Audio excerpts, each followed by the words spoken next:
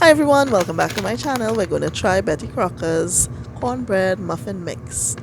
I'm reading the packet and the instructions, just 3 ingredients that are needed. And we're going to start off by opening our mixture into a bowl. It's quite grainy, so it's coarse cornmeal as far as I can see. Now in goes our third of a cup of milk.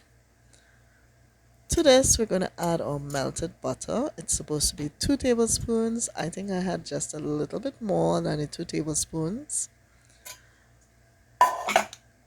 Now let's crack our egg because this is the last ingredient for this cornbread mixture. I always crack my eggs separately. Now we give this a good mix, and what I like about this is that it's just a few ingredients, and in no time at all you're able to pop it into the oven. This is the first time I'm trying this, and it's because I saw it on special at the supermarket, 2 for the price of 1, and I could not pass that up. Now the rest of the melted butter I placed on the wax paper that I placed into the baking tin. And now I'm going to add my mixture.